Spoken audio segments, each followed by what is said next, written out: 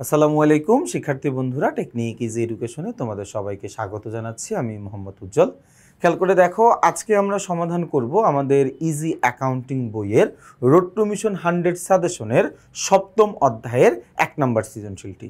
আমাদের সপ্তম অধ্যায়ের 1 নম্বর সৃজনশীলে কি বলা আছে দেখো, বলা আছে মিস্টার সেলিম অ্যান্ড কোম্পানির 2014 সালের মার্চ মাসের লেনদেন সমূহ ছিল নিম্নরূপ। আচ্ছা, লেনদেনগুলো কি ছিল? মার্চের 1 তারিখে আমাকে বলছে 50,000 টাকা নিয়ে ব্যবসায় শুরু করা হলো। মার্চের 3 তারিখে বলেছে 15,000 টাকা ব্যাংকে জমা দিয়ে হিসাব খোলা হলো। মার্চের 5 তারিখে বলেছে বাকিতে পণ্য ক্রয় 20,000 টাকা। মার্চের 7 তারিখে বলেছে আসবাবপত্র ক্রয় 10,000 টাকা। এরপরে হচ্ছে আমাদের মার্চের 10 তারিখে বলেছে পণ্য বিক্রয় 30,000 টাকা। এরপরে হচ্ছে মার্চের 12 তারিখে বলা আছে পাওনাদারকে চেক প্রদান 12,000 টাকা। আচ্ছা, আমাদের ক নম্বর প্রশ্নে বলেছে যে 5 ও 12 তারিখের লেনদেনের জাবেদা দাখিলা দেখাও। ভাইয়া কত কত তারিখের জাবেদা দাখিলা দেখাইতে বলছে? 5 তারিখের আর হচ্ছে আমাদের 12 তারিখে। আমরা দেখি 5 তারিখে আমাদেরকে কি বলছে। 5 তারিখে আমাকে বলছে বাকিতে পণ্য ক্রয় কত টাকা? বাকিতে পণ্য ক্রয় 20,000 টাকা। আমি পণ্য কিনছি, আমি পণ্যটা কিভাবে কিনছি ভাইয়া? আমি পণ্যটা বাকিতে কিনছি। ভাইয়া পণ্যটা আমি কিনছি কিভাবে কিনছি? বাকিতে কিনছি। এখন জাবেদা করার ক্ষেত্রে আমার এটা একটু মাথায় রাখা লাগবে যে ক্রয় এটা একটা ব্যয়বাচক লেনদেন। আমি বাকিতে ক্রয় করি, আমি নগদে ক্রয় করি, আমি ব্যাংকে চেকের মাধ্যমে ক্রয় করি, আমি যেভাবেই ক্রয় করি না কেন আমার কিন্তু ক্রয় নামক লেনদেনটা সংগঠিত হয়েই গেছে, তাই না? তাহলে ক্রয় যেহেতু সংগঠিত হয়ে গেছে, ক্রয় এটা একটা ব্যয়বাচক লেনদেন। ভাইয়া ক্রয়টা যেহেতু সংগঠিত হয়ে গেছে, ক্রয় এটা আমার জন্য কি একটা ব্যয়বাচক লেনদেন, তাই না? এই ক্রয় এটা আমার জন্য কি একটা ব্যয়বাচক লেনদেন। যেহেতু আমার ব্যয়টা সংগঠিত হয়ে গেছে এবং ব্যয়ের পরিমাণ যদি বৃদ্ধি পায়, আমাদের ব্যবসায়ে ব্যয়ের পরিমাণ বৃদ্ধি পাইলে ওইটাকে ডেবিট করতে হয়। কি করতে হয়? ডেবিট করতে হয়। তাহলে আমরা এখানে বলতে পারি ক্রয় হিসাব, ক্রয় হিসাব ডেবিট, কারণ আমার ক্রয় নামে ব্যয়ের পরিমাণ বৃদ্ধি পাইছে। কিন্তু আমি পণ্যটা ক্রয় করছি কিভাবে? বাকিতে বা হচ্ছে ধারে ক্রয় করছি, তাই না? বাকিতে বা ধারে পণ্য ক্রয় করলে আমার এখানে যেই উপাদানের সৃষ্টি হয় সেটার নাম হচ্ছে পাওনাদার হিসাব। তাহলে পাওনাদার হিসাব, পাওনাদার একটা দায়। আমি বাকিতে পণ্য ক্রয় করার ফলে আমার পাওনাদার নামে দায়ের পরিমাণটা বৃদ্ধি পাইছে। পাওনাদার নামে দায়ের পরিমাণটা কি হয়েছে? বৃদ্ধি পাইছে। তাহলে এইখানে আমার পাওনাদার নামে দায় বাড়বে 20,000 টাকা, এবং দায় বাড়লে যেহেতু ক্রেডিট করতে হয় এই জন্য আমি পাওনাদার হিসাবটাকে ক্রেডিট করে দিছি। তাহলে এটা একটা জাবেদা গেল। এরপরে কত তারিখ ভাইয়া? 12 তারিখ। পাওনাদারকে চেক প্রদান কত টাকা? পাওনাদারকে চেক প্রদান হচ্ছে 12,000 টাকা। ভাইয়া যখন পাওনাদার আমার কাছে টাকা পাইতো তখন পাওনাদারকে আমি ক্রেডিট করে দিয়েছিলাম, কারণ দায়ের পরিমাণ বাড়লে ক্রেডিট করতে হয়। এখন আমার দায়ের পরিমাণটা কমে গেছে, দায় বাড়লে যদি ক্রেডিট হয় তাহলে দায় কমলে আমার জন্য ডেবিট হবে। তাহলে এখন আমি কি করব? আমার দায়ের পরিমাণটা কমে গেছে, তাইলে পাওনাদার হিসাব ডেবিট করতে হবে। এবং পাওনাদারকে আমি টাকা দেওয়ার জন্য কোন মাধ্যম ব্যবহার করছি? ব্যাংকের মাধ্যমটা ব্যবহার করছি বা চেকের মাধ্যমটা ব্যবহার করছি, তাই না? তাহলে ব্যাংক বা চেক ব্যবহার করার ফলে আমার ব্যাংক হিসাবকে কি করতে হবে? ব্যাংক হিসাবকে আমার ক্রেডিট করতে হবে। তাইলে ব্যাংক হিসাবকে আমি ক্রেডিট করে দিব। কত টাকা ক্রেডিট করব ভাইয়া? আমি হচ্ছে 12,000 টাকা ক্রেডিট করে দিব। কত টাকা ক্রেডিট করব? 12,000 টাকা। তাহলে এখানে আমি লিখি 12,000 টাকা। ওকে, তাহলে দেখো এটাই কিন্তু ছিল কি আমার 5 এবং 12 তারিখের লেনদেনের জাবেদাটা। এবং আমরা যদি এই জায়গাটাতেও দেখি আমাদের এখানে কিন্তু জাবেদা একদম একই রকম বলা আছে। জাবেদার ক্ষেত্রে আমাদের জন্য যোগফল বসানোটা বা যোগফল লেখাটা বাধ্যতামূলক কিছু না। যদি আমার কাছে ভালো লাগে আমি যোগফল লিখতে পারি, যদি ইচ্ছা না করে বা সময় না থাকে আমরা যোগফলটা না নামাইলেও হবে, কিন্তু চেষ্টা করো যদি হাতে সময় থাকে তাহলে যোগফলটা নামায় দেওয়ার জন্য। তার কারণ যোগফল না নামাইলে অনেক সময় টিচাররা আসলে আমাদের ওই উত্তরটাকে এত একটা পছন্দ করতে চায় না। ওকে, খ নম্বর প্রশ্নটা আমরা দেখব। খ নম্বর প্রশ্নে বলেছে উপরোক্ত লেনদেনের ভিত্তিতে সেলিম অ্যান্ড কোম্পানির নগদান হিসাব, ব্যাংক হিসাব, ক্রয় হিসাব এবং পাওনাদার হিসাব প্রস্তুত করো। কি কি হিসাব? নগদান হিসাব, ব্যাংক হিসাব, ক্রয় হিসাব, পাওনাদার হিসাব। নগদান হিসাব, ব্যাংক হিসাব, ক্রয় হিসাব, পাওনাদার হিসাব, এই 4টা হিসাব প্রস্তুত করতে হবে।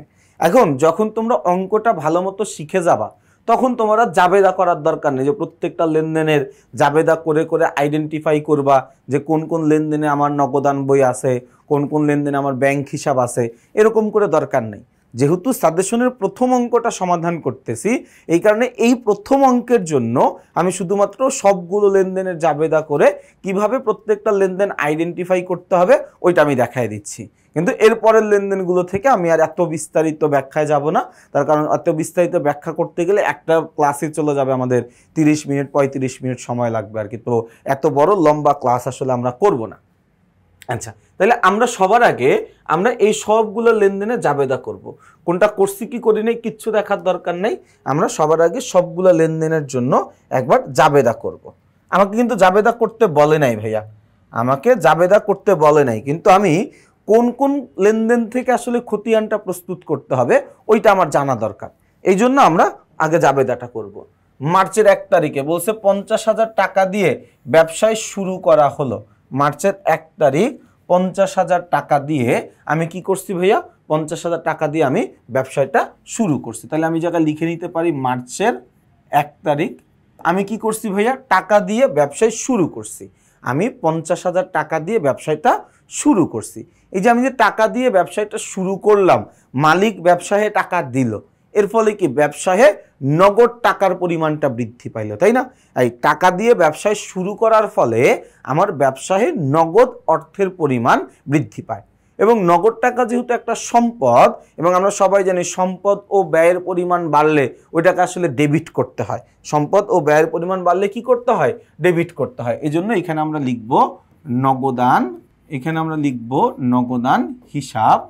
নগদান হিসাব, নগদান হিসাব কি হবে ভাইয়া? নগদান হিসাব ডেবিট। কত টাকা যেন ছিল ভাইয়া? আমাদের টাকা ছিল হচ্ছে 50,000 টাকা। তাহলে নগদান হিসাব ডেবিট 1 2 3 4, নগদান হিসাব ডেবিট 50,000 টাকা। এবং এরপরে আমাদের কি করতে হবে ভাইয়া? যেহেতু টাকাটা আমাকে মালিক দিছে, মালিক ব্যবসায়ী কিছু দিলে ওইটাকে আমরা বলি মূলধন হিসাব। মালিক ব্যবসায়ী কিছু দিলে ওইটাকে আমরা বলি হচ্ছে মূলধন হিসাব। তাইলে এখানে আমি লিখলাম মূলধন হিসাব। মূলধন হিসাব কি হবে?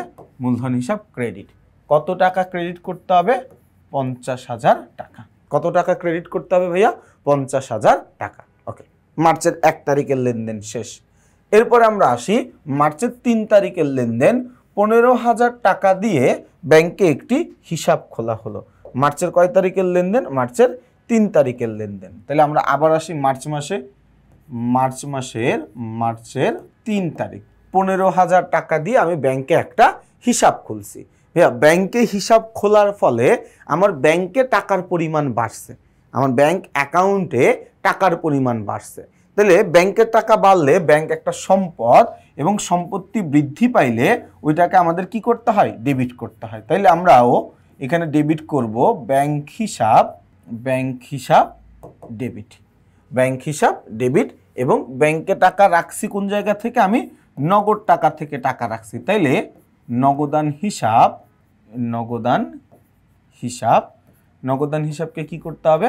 নগদান হিসাবকে ক্রেডিট করতে হবে। তাহলে জাবেদাটা কি দাঁড়ায়?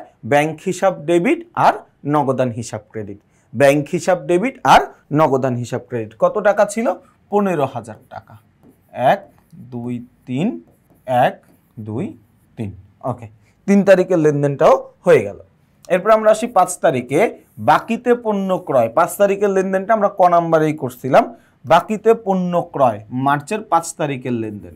মার্চের 5 তারিখ বাকিতে পণ্য ক্রয় করছিলাম। জাবেদা কি হবে এটার? ক্রয় হিসাব ডেবিট, কারণ ক্রয় এটা একটা ব্যয়, আমি ক্রয় করার ফলে আমার ব্যয়ের পরিমাণটা বৃদ্ধি পাইছে।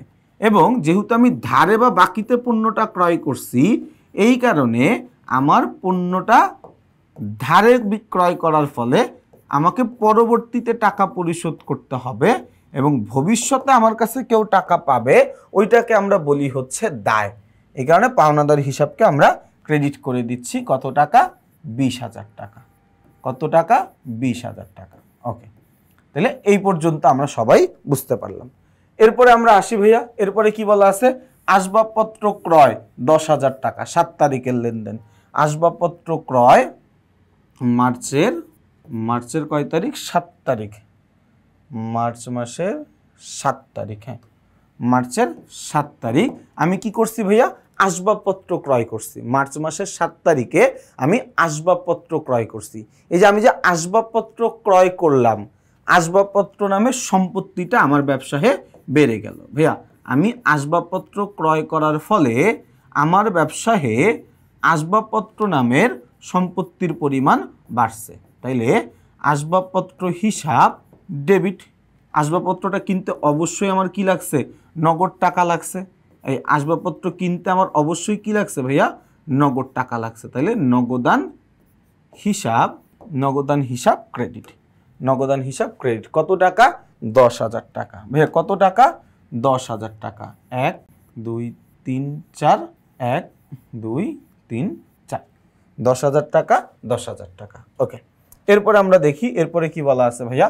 এরপর হচ্ছে পণ্য বিক্রয়। এরপরে কি বলা আছে, এরপরে আমাদের বলা আছে হচ্ছে পণ্য বিক্রয়, তাই না? ওকে, 7 তারিখের লেনদেনের পরে এরপরে আমাদের আছে হচ্ছে 10 তারিখের লেনদেন, পণ্য বিক্রয় 30,000 টাকা। 10 তারিখের লেনদেন, তাহলে আমরা এই পাশে করি মার্চের 10 তারিখ, মার্চের 10। এই মার্চের 10 তারিখে আমি কি করছি ভাইয়া, মার্চের 10 তারিখে আমি পণ্য বিক্রি করছি 30,000 টাকায়। ভাইয়া পণ্য বিক্রি করে আমি এখানে কি পাইছি, নগদ টাকা পাইছি। পণ্যটা বিক্রি করে আমি এখানে কি পাইছি, নগদ টাকা পাইছি। তো আমি নগদ টাকা পাইছি মানে আমার নগদান হিসাব ডেবিট করতে হবে। এবং টাকাটা যেহেতু বিক্রি করে পাইছি, বিক্রয় আমার জন্য একটা আয়, আমার এখানে ব্যবসায়ে বিক্রয়ের পরিমাণ বাড়ছে, তার মানে আয়ের পরিমাণ বাড়ছে। আয় বাড়লে ক্রেডিট করতে হয়, তা আমি এখানে লিখে দিলাম ক্রেডিট। কত টাকা, 30,000 টাকা। 1 2 3 4, 1 2 3 4। ওকে, এরপরের লেনদেনে আমরা যাই। এরপরে বলছে 12 তারিখে পাওনাদারকে চেক প্রদান 12,000 টাকা। 12 তারিখে পাওনাদারকে চেক প্রদান 12,000 টাকা। তাহলে এখানে আমরা আসি মার্চের 12 তারিখ, পাওনাদারকে চেক প্রদান। পাওনাদার একটা দায়, পাওনাদারকে টাকা পরিশোধ করার ফলে আমার পাওনাদার নামে দায়ের পরিমাণটা কমে গেছে। তাহলে পাওনাদার হিসাব ডেবিট। আর কি হবে ভাইয়া, আমি যেহেতু ব্যাংকের মাধ্যমে টাকাটা দিছি, তাহলে ব্যাংক হিসাব ক্রেডিট। কত টাকা ভাইয়া, 12,000 টাকা। এই পাওনাদার হিসাব ডেবিট, আর কি ব্যাংক হিসাব ক্রেডিট। কত টাকা, 12,000 টাকা। কত টাকা, 12,000 টাকা। Okay fine. তাহলে দেখো এই জাবেদাটা আমাদেরকে করতে বলে না, আমরা এটা আসলে অঙ্কটা খুব সহজে বোঝার জন্য করতেছি। এবং আবারও বলে দিচ্ছি, এটা প্রথম সৃজনশীল, এই জন্য আমি করে দিচ্ছি। প্রতিটা সৃজনশীল এরকম বিশ্লেষণে আমরা যাব না, কারণ জাবেদা আমরা আসলে সবাই করতে পারি, যেহেতু আমরা 6ষ্ঠ অধ্যায় করে আসছি, জাবেদা আমরা সবাই পারবো। এখন আমার প্রশ্নে কি কি হিসাব প্রস্তুত করতে বলছে, নগদান হিসাব, ব্যাংক হিসাব, ক্রয় হিসাব, পাওনাদার হিসাব।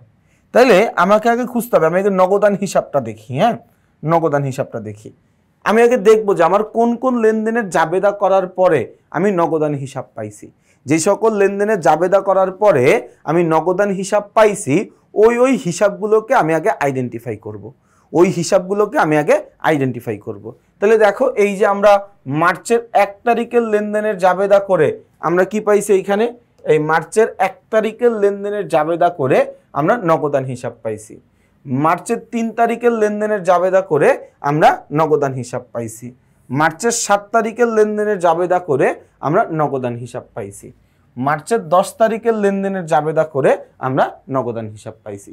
এই যে যেই তারিখের লেনদেনগুলোর জাবেদা করে আমি নগদান হিসাব পাইছি, ওই সকল লেনদেনগুলো আমার নগদানের খতিয়ানে অন্তর্ভুক্ত হবে। ওকে, ভালো কথা। আমাকে কি বলছে যে নগদান হিসাব প্রস্তুত করো চলমান জের ছকে, আমাকে কি বলছে নগদান হিসাব প্রস্তুত করো ওই টি ছকে? কোনো কিছু তো বলে নাই। যখন আমাকে কোনো কিছু বলে দিবে না, তখন এই জিনিসটা আমার ব্যক্তি স্বাধীনতা যে আমি কোন ছকে বা কোন হিসেবে আমি চলমান জের ছকটা প্রস্তুত করব, আমি কোন ছকে খতিয়ানটা প্রস্তুত করব। তো আমি উত্তরের এখানে চলমান জেড ছকে প্রস্তুত করেছি, তার কারণ চলমান জেড ছকটা আমার কাছে মনে হয় আমাদের সবার কাছে একটু সহজ মনে হয়। কারো কাছে যদি টি ছক সহজ মনে হয় সে এইখানে চাইলে টি ছকও ব্যবহার করতে পারো, এতেও কারো কোনো অসুবিধা নাই। আচ্ছা, আমরা এই জায়গায় আসবো, তার আগে আমি একটু বলে রাখি তোমাদেরকে যে আমার যেই সকল লেনদেনের জাবেদা করে আমি নগদান হিসাব পাইছি ওই লেনদেনগুলো আমাদের নগদানের খতিয়ানে অন্তর্ভুক্ত হবে। যখনই আমরা খতিয়ানের ছকে যাব, গিয়ে দেখবো এই যে উপরে আমার নগদান হিসাব কথাটা লেখা আছে। যখনই ছকের উপরে যেই নামটা লেখা থাকবে, নগদান হিসাব থাকুক, ক্রয় হিসাব থাকুক, বিক্রয় হিসাব থাকুক, দেনাদার হিসাব থাকুক, পাওনাদার হিসাব থাকুক, হোয়াটএভার যেই হিসাবটা থাকবে, ছকের ভিতরে কোথাও আমি ওই হিসাবের নামটা ব্যবহার করতে পারবো না। ছকের ভিতরে কোথাও আমি ওই হিসাবের নামটা ব্যবহার করতে পারবো না। তাহলে কোনটা ব্যবহার করতে হবে? ওইটার অপোজিট যেই হিসাবটা আছে। মনে রাখবো ডেবিটের উল্টা হচ্ছে ক্রেডিট, ক্রেডিটের উল্টা হচ্ছে ডেবিট। তাইলে আমরা যদি এই লেনদেনটাই লিপিবদ্ধ করতে চাই, দেখো এই জায়গায় একটা নগদান হিসাব আছে, এখানে একটা নগদান হিসাব আছে, এইখানে আমার একটা নগদান হিসাব আছে মানে, ধরো এটা একটু কপি করে নিই কারণ এটা লাগবে আমাদের পরে আবার। আচ্ছা, এইখানে একটা নগদান হিসাব আছে মানে, এইখানে একটা নগদান হিসাব আছে মানে এই নগদান হিসাবের এইটা আমার নগদানের খতিয়ানে অন্তর্ভুক্ত হবে। কিন্তু শর্ত হচ্ছে আমি তো নগদান হিসাব নামে লিখতে পারবো না। তাহলে কি নামে লিখতে হবে? নগদানের উল্টা যে হিসাবটা আছে ওই নামে লিখতে হবে। ভাই নগদানের উল্টা হিসাব কি আছে? মূলধন হিসাব।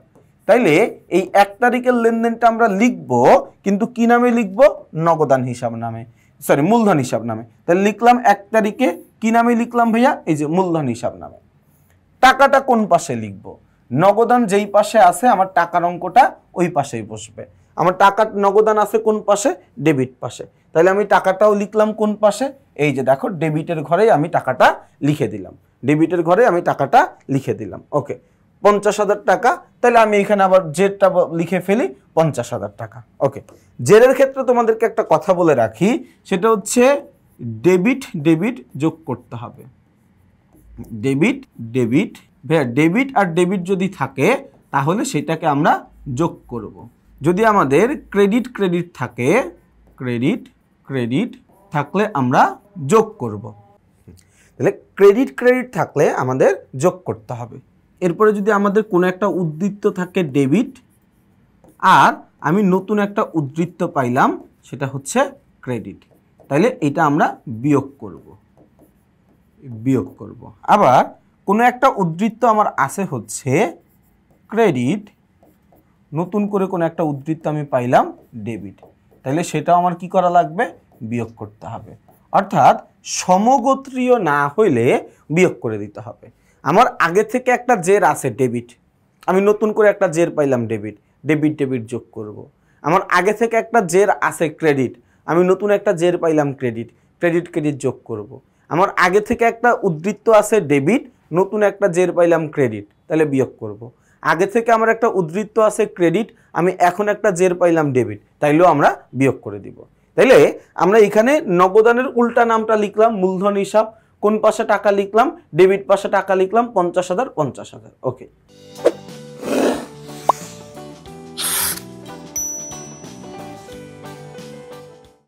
এই জায়গায় দেখো, এই জায়গায় কি আমার নগদান হিসাব আছে না? তাহলে এই 3 তারিখের লেনদেনটাও আমার নগদান হিসাবের খতিয়ানে অন্তর্ভুক্ত হবে। ভাইয়া কি নামে অন্তর্ভুক্ত হবে? নগদানের উল্টা যেই নামটা আছে, নগদানের উল্টা যেই নাম আছে, কি নাম? ব্যাংক হিসাব নামে। তাহলে এটাকে আমরা অন্তর্ভুক্ত করব কি হিসাব নামে? ব্যাংক হিসাব নামে। Okay fine. কোন পাশে টাকা লিখব? নগদান যেই পাশে আছে। নগদান কোন পাশে আছে? ক্রেডিট পাশে আছে। তাহলে আমি ক্রেডিটের ঘরে টাকা লিখব কত টাকা? 15,000 টাকা। ক্রেডিটের ঘরে টাকা লিখব কত টাকা? 15,000 টাকা। এখানে একটু খেয়াল করে দেখো, আমার আগে থেকেই এক্সিস্টিং একটা জের আছে ডেবিট। 1 তারিখে আমরা যেটা পাইছি, 1 তারিখে বলতে হ্যাঁ 1 তারিখে আমাদের যেই জেরটা ছিল ডেবিট, এই জেরটা আমার আগে থেকেই আছে, এক্সিস্টিং জের ডেবিট। আমি নতুন করে একটা জের পাইলাম, সেটা হচ্ছে ক্রেডিট 15,000 টাকা। আমি কি বলছি ভাইয়া? ডেবিট ক্রেডিট থাকলে বিয়োগ করতে হবে। তাইলে তুমি এই 50,000 টাকা থেকে 15,000 টাকা বাদ দাও, বাদ দিলে যেটা থাকবে সেটা হচ্ছে 35,000 টাকা। আমি এখানে উদ্ধৃত্তের ঘরে লিখব কত? 35,000 টাকা। আচ্ছা, এরপরের লেনদেনটা আমরা যাই। এরপরে এই যে দেখো নগদান হিসাব এখানেও আছে, এই নগদান হিসাব এখানে আছে মানে এই 7 তারিখের লেনদেনটাও আমার নগদানের খতিয়ানে অন্তর্ভুক্ত হবে। নগদান হিসাব এখানে আছে তার মানে 7 তারিখের লেনদেনটাও আমার নগদান হিসাবে অন্তর্ভুক্ত হবে। ভাইয়া কি নামে অন্তর্ভুক্ত হবে? আসবাবপত্র হিসাব নামে।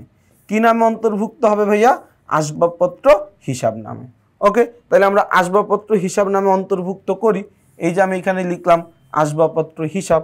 আচ্ছা, টাকাটা কোন পাশে লিখবো ভাইয়া? আমার নগদান যেই পাশে আছে, আমার নগদান হিসাব আছে কোন পাশে? ক্রেডিট পাশে। আমার নগদান হিসাব আছে কোন পাশে ভাইয়া? ক্রেডিট পাশে। তাহলে আমি এটাকে লিপিবদ্ধ করব কোন পাশে? এই যে ক্রেডিট পাশে, 10,000 টাকা। আমার আগে থেকে এক্সিস্টিং একটা জের আছে 35,000 টাকা ডেবিট, আমি নতুন একটা জের পাইলাম 10,000 টাকা ক্রেডিট। আমি কি বলছি? ডেবিট ক্রেডিট থাকলে বিয়োগ করতে হবে, ডেবিট ক্রেডিট থাকলে বিয়োগ করতে হবে। তাহলে ভাই ডেবিট জের ছিল 35,000, এই জায়গা থেকে বাদ দিলাম 10,000, তাহলে থাকবে আমার কত ভাইয়া? 25,000 টাকা। ওকে, 25,000 টাকা ডেবিট। এরপরে আমরা যাই, এরপরে দেখো এই যে 10 তারিখে এখানে নগদান হিসাব আছে, 10 তারিখে এখানে কি আছে ভাইয়া? নগদান হিসাব আছে। তার মানে এই লেনদেনটাও আমার নগদানের খতিয়ানে অন্তর্ভুক্ত হবে, এই লেনদেনটাও আমার নগদান হিসাবের খতিয়ানে অন্তর্ভুক্ত হবে। ওকে, ভালো কথা, অন্তর্ভুক্ত হবে। ভাইয়া কি নামে অন্তর্ভুক্ত হবে? ভাইয়া কি নামে অন্তর্ভুক্ত হবে? বিক্রয় হিসাব নামে অন্তর্ভুক্ত হবে। তাহলে এই যে আমি অন্তর্ভুক্ত করলাম বিক্রয় হিসাব নামে। টাকাটা আমি কোন পাশে লিখবো ভাইয়া? নগদান যেই পাশে আছে, নগদান আছে ডেবিট পাশে, তাহলে আমি টাকাটাও লিখবো কোন পাশে? এই যে টাকাটাও আমি লিখছি ডেবিট পাশে। এখন দেখো আমার আগে থেকে এক্সিস্টিং একটা জের আছে ডেবিট 25,000 টাকা, আমি এখন আবার একটা জের পাইলাম ডেবিট 30,000। 25,000 আর 30,000 যোগ করলে কত আসে? 25,000 আর 30,000 যোগ করলে আসে হচ্ছে 55,000 টাকা। কত টাকা আসে? 55,000 টাকা। ওকে, তাহলে আমরা নগদানের খতিয়ানটা সবাই বুঝতে পারলাম। এখন তাহলে আমরা আসি ব্যাংক হিসাবের ক্ষেত্রে। ব্যাংক হিসাবের ক্ষেত্রে ভাইয়া ঠিক একই কাহিনী, ঠিক একই কাহিনী। আমরা জাবেদার মধ্যে যাই, আমরা জাবেদার মধ্যে যাই। ওকে, আমরা জাবেদার মধ্যে গেলাম। আমাদের এই জাবেদায় কোন কোন লেনদেনের মধ্যে আমাদের এই জাবেদায়, ওকে, আমার এই জাবেদায় কোন কোন জায়গায় আমার ব্যাংক হিসাব আছে ভাই? আমার মার্চের 3 তারিখে ব্যাংক হিসাব আছে। আর কই আছে ব্যাংক হিসাব? মার্চের 12 তারিখে আমার ব্যাংক হিসাব আছে। মার্চের 3 তারিখে আমার ব্যাংক হিসাব আছে, মার্চের 12 তারিখে আমার ব্যাংক হিসাব আছে। তাহলে এই যে দুইটা তারিখে আমার ব্যাংক হিসাব আছে, এই দুইটা তারিখই আমার ব্যাংক হিসাবের খতিয়ানে অন্তর্ভুক্ত হবে। ওকে, আগের নিয়মে ভাইয়া ব্যাংক হিসাব আছে তার মানে এটা আমার ব্যাংকের খতিয়ানে অন্তর্ভুক্ত হবে, এটা আমার ব্যাংকের খতিয়ানে অন্তর্ভুক্ত হবে। ভাইয়া কি নামে অন্তর্ভুক্ত হবে? নগদান হিসাব নামে। ভাইয়া কি নামে অন্তর্ভুক্ত হবে? নগদান হিসাব নামে। ওকে ফাইন, তাহলে আমি এটাকে লিখলাম এই যে নগদান হিসাব নামে। টাকাটা কোন ঘরে লিখবো? ডেবিটের ঘরে না ক্রেডিটের ঘরে? উত্তর হচ্ছে নগদ, এই যে ব্যাংক যেই পাশে আছে ওই পাশে। ব্যাংক আছে কোন পাশে ভাইয়া? ডেবিট পাশে। তাহলে আমি টাকাটাও লিখতেছি কোন পাশে? এই যে ডেবিটের ঘরে 15,000 টাকা। তাহলে যেহেতু প্রথম লেনদেন, ডেবিট হইলে ডিরেক্ট ডেবিটের ঘরে লিখে দিব, ক্রেডিট হইলে একদম সরাসরি ক্রেডিটের ঘরে লিখে দিব। আচ্ছা, এরপরে আমরা যাই, এরপরে ব্যাংক হিসাব আছে কই? 12 তারিখে। এই যে ব্যাংক হিসাব, ব্যাংক হিসাব। তাহলে যেহেতু 12 তারিখের লেনদেন আমার ব্যাংক হিসাব আছে, এটা তাহলে আমার ব্যাংকের খতিয়ানে অন্তর্ভুক্ত হবে। এইটা তাহলে আমার ব্যাংকের খতিয়ানে অন্তর্ভুক্ত হবে। কি নামে অন্তর্ভুক্ত হবে ভাইয়া? পাওনাদার নামে। ভাইয়া কি নামে অন্তর্ভুক্ত হবে? এই কি নামে অন্তর্ভুক্ত হবে? পাওনাদার হিসাব নামে অন্তর্ভুক্ত হবে। কি নামে অন্তর্ভুক্ত হবে? পাওনাদার হিসাব নামে আমি এটাকে অন্তর্ভুক্ত করব। ওকে, পাওনাদার হিসাব নামে। কোন পাশে লিখবো ভাইয়া? টাকাটা লিখবো কোন পাশে? ক্রেডিট পাশে। তার কারণ ব্যাংকও কি আছে? ক্রেডিট আছে। তাহলে পাওনাদার হিসাব, ব্যাংক হিসাব, এই যে ব্যাংক হিসাব, এই যে ক্রেডিট পাশে লিখলাম 12,000।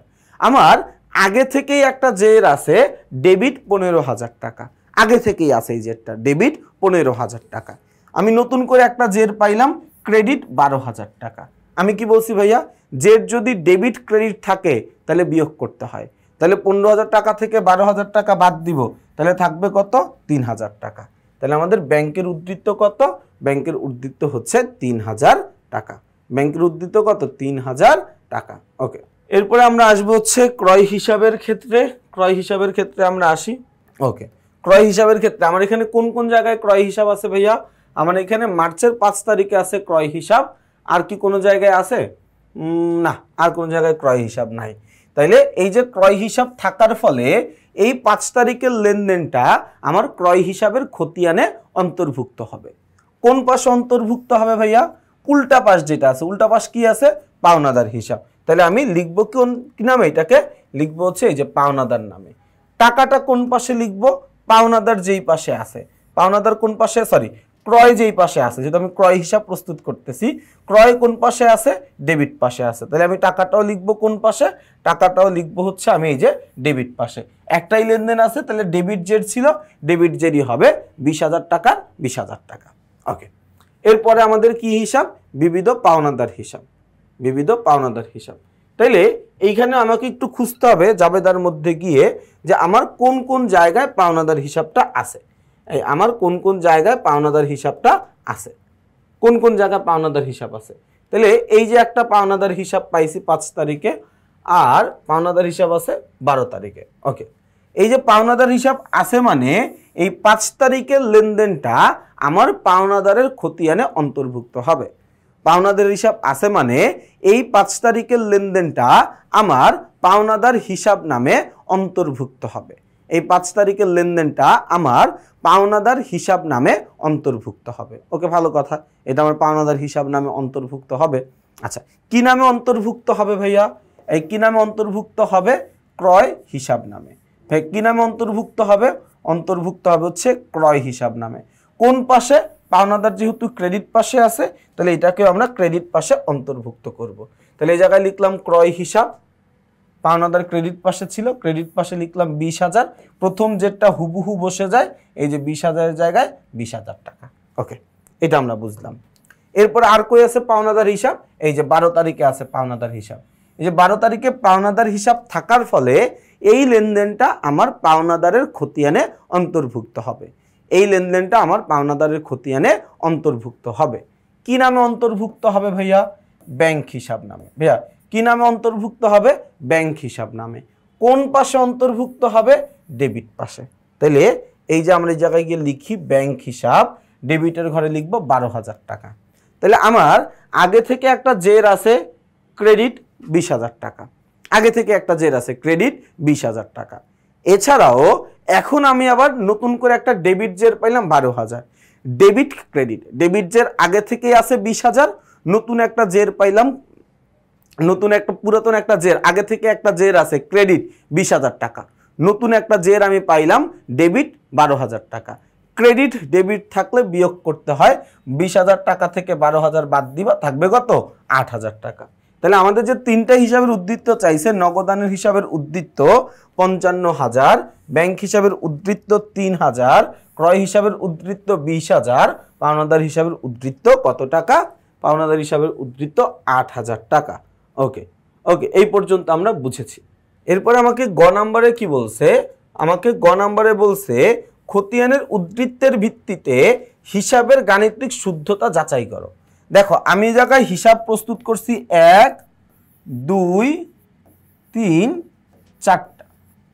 আমি এই লেনদেনগুলো জাবেদাও করছিলাম, তাই না? এই লেনদেনগুলো জাবেদা করে আমি দেখতে পাইছি এই জায়গা থেকে আসলে 4টা না, এই জায়গা থেকে বেশ কয়টা খতিয়ান প্রস্তুত করা যায় যদি আমি প্রস্তুত করতে চাই। আচ্ছা, তাহলে আমি একবার একটু এটা চিন্তা করি যে এই জায়গা থেকে আসলে কয়টা খতিয়ান প্রস্তুত করা যায়।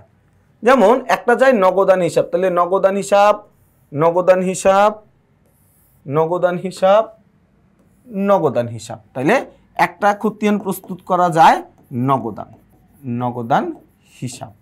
ওকে, এরপর হচ্ছে মূলধন হিসাব। মূলধন হিসাব আর কোথাও আছে? না, মূলধন হিসাব আর কোথাও নাই, তাইলে মূলধন হিসাব, মূলধন হিসাব। এরপর হচ্ছে ব্যাংক হিসাব এক জায়গায়, আর কোথাও আছে ব্যাংক হিসাব? এই যে ব্যাংক হিসাব আরেক জায়গায়, তাহলে 3 নম্বরে আরেকটা হিসাব আমি পাই, সেটা হচ্ছে ব্যাংক হিসাব। ওকে, এরপরে পাই হচ্ছে আমি ক্রয় হিসাব। এই যে একটা ক্রয় হিসাব, আর কোথাও ক্রয় হিসাব আছে? না, আর কোথাও ক্রয় হিসাব নাই, তাহলে এই যে একটা আমি পাইলাম ক্রয় হিসাব।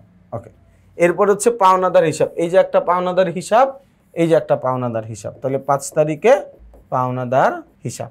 ওকে, এরপরে ভাইয়া আমার কি আছে? আর এরপরে 7 তারিখ আছে আসবাবপত্র হিসাব, আর কোথাও আছে নাই, তাহলে হচ্ছে 6 নম্বরে আসবাবপত্র হিসাব। ওকে, এরপরে আমার কি আছে ভাইয়া, বিক্রয় হিসাব, তাহলে আমাদের 7 নম্বরে হচ্ছে বিক্রয় হিসাব। ওকে, তাহলে আমি যদি এখান থেকে খতিয়ান প্রস্তুত করতে চাইতাম, আমি 60টা খতিয়ান প্রস্তুত করতে পারতাম। কয়টা? 60টা। এর মধ্যে থেকে আমি প্রস্তুত করছি কি কি? আমি এর মধ্যে প্রস্তুত করছি নগদান হিসাব, ক্রয় হিসাব, ব্যাংক হিসাব, ক্রয় হিসাব, আর হচ্ছে পাওনাদার হিসাব। তাহলে বাকি আছে কে কে? মূলধন হিসাব। মানে দেখো, মূলধন হিসাবের লেনদেন একটাই আছে, তার মানে আমার মূলধন হিসাবের উদ্ধৃত যেহেতু ক্রেডিট পাশে আছে, ভাইয়া একটু খেয়াল করো, যেহেতু মূলধন হিসাবের উদ্ধৃতটা আমার ক্রেডিট পাশে আছে। কোন পাশে আছে ভাইয়া? ক্রেডিট পাশে আছে। ভালো মতো একটু শুনো, আমি এই জায়গা থেকে খতিয়ান প্রস্তুত করতে চাইলে কয়টা করতে পারতাম? 60টা খতিয়ান প্রস্তুত করতে পারতাম। কয়টা? 60টা। এর মধ্যে 4টা আমি খ নাম্বারে প্রস্তুত করছি। তাহলে বাকি 3টা কি কি আছে? যেমন একটা আছে হচ্ছে মূলধন হিসাব ক্রেডিট, কত টাকা? 50,000 টাকা। দেখো ভাই, এই জায়গায় মূলধনের সাথে আর তো কোনো কিছু নাই। মূলধনের সাথে আর কোনো কিছু আছে? আর কিছুই নাই। একাই যেহেতু আছে, তাহলে মূলধনের উদ্ধৃতটা আমার জন্য ক্রেডিট 50,000 টাকা। ক্রেডিট কত টাকা? 50,000 টাকা। ওকে, এরপরে আর কি হিসাব আছে ভাইয়া? আসবাবপত্র হিসাব। আর কি হিসাব আছে? আসবাবপত্র হিসাব, তাই না? মূলধনটাও তো আমরা করে ফেললাম এখন, তাহলে আর আছে আসবাবপত্র হিসাব। দেখো, আসবাবপত্র একাই আছে, আর কিছু নাই আসবাবপত্রের সাথে। তাহলে আসবাবপত্রের উদ্ধৃতটাও আমরা জানি। কি জানি ভাইয়া? যেহেতু ডেবিট আছে, ডেবিট কত টাকা? আসবাবপত্রের উদ্ধৃত 10,000 টাকা। 10,000 টাকা। ওকে, এরপরে আর কোনটার উদ্ধৃত হয় নাই? আর হচ্ছে বিক্রয়। বিক্রয়ও একাই আছে। কি আছে? ক্রেডিট কত টাকা? 30,000 টাকা। তাহলে বিক্রয় হিসাব ক্রেডিট কত টাকা? 30,000 টাকা। আর বাকি 4টার জের তো আমরা জানি। বাকি 4টার জের আমরা তো কিছুক্ষণ আগেই বের করছি, তাই না? নগদানের ডেবিট জের 55,000। নগদানের ডেবিট জের 55,000। ওকে, এরপর হচ্ছে ব্যাংকের ডেবিট জের কত টাকা? 3,000। ব্যাংকের ডেবিট জের কত? 3,000। ওকে, এরপরে ভাইয়া দেখি কি আছে? ক্রয় হিসাবের ডেবিট জের 20,000। ক্রয় হিসাবের ডেবিট জের 20,000। ওকে, এরপরে কি আছে ভাইয়া? এরপর হচ্ছে পাওনাদারের ক্রেডিট জের আছে কত? 8,000। তাহলে পাওনাদারের ক্রেডিট জের 8,000। তাহলে দেখো, আমার এখানে 60টা লেনদেনের উদ্ধৃতগুলো আমি জানি। 60টা লেনদেনের উদ্ধৃতই আমি এখানে জানি। আমার কাজ হচ্ছে এই জিনিসটাকে আমি একটা রেওয়া মিলের ছকে করে দিব। এই যে দেখো, নগদান হিসাব ডেবিট, ব্যাংক হিসাব ডেবিট, ক্রয় হিসাব ডেবিট, পাওনাদার হিসাব ক্রেডিট, মূলধন হিসাব ক্রেডিট, আসবাবপত্র হিসাব ডেবিট, বিক্রয় হিসাব ডেবিট। দুই পাশ যোগ করে দিব। দুই পাশে আমার কত? 88,000 এবং 88,000 টাকা। তাহলে দেখো, খুব সহজ না? অঙ্কটা করতে কিন্তু অনেক সময় লাগলো, তার কারণ আমি ইচ্ছা করেই এই অঙ্কটা একদম বিস্তারিত তোমাদের সামনে আলোচনা করেছি, যাতে করে পরবর্তী অঙ্কগুলো করতে তোমাদের জন্য অনেক বেশি সুবিধা হয়। তো এরকমভাবে প্রতিটা অঙ্কের সমাধান পাওয়ার জন্য তোমাদেরকে ইজি অ্যাকাউন্টিং বইয়ের প্রতিটা প্রশ্নের শুরুতে যেই কিউআর কোডগুলো রয়েছে, সেই কিউআর কোডগুলো স্ক্যান করতে হবে, এবং এই কিউআর কোডগুলো স্ক্যান করলেই কিন্তু তুমি ওই প্রশ্ন সংশ্লিষ্ট একটা ভিডিও ক্লাস তোমাদের সামনে পেয়ে যাবে। যারা যারা এখনও আমাদের ইজি অ্যাকাউন্টিং বইটা সংগ্রহ করো নাই, তোমাদেরকে আমি বলবো, যদি হিসাব বিজ্ঞানে ভালো একটা প্রস্তুতি নিতে চাও, হিসাব বিজ্ঞানে যদি ভালো একটা নম্বর পাওয়ার আশা থাকে, ইচ্ছা থাকে, তাহলে খুব দ্রুত সময়ের মধ্যে আমাদের ইজি অ্যাকাউন্টিং বইটা সংগ্রহ করে ফেলো। তোমাদের সবাইকে শুভকামনা জানিয়ে আমি আমার আজকের এই ক্লাসটা এখানেই শেষ করছি। সবাই ভালো থাকবা, সুস্থ থাকবা, আমার জন্য বেশি বেশি করে দোয়া করবা। আসসালামু আলাইকুম।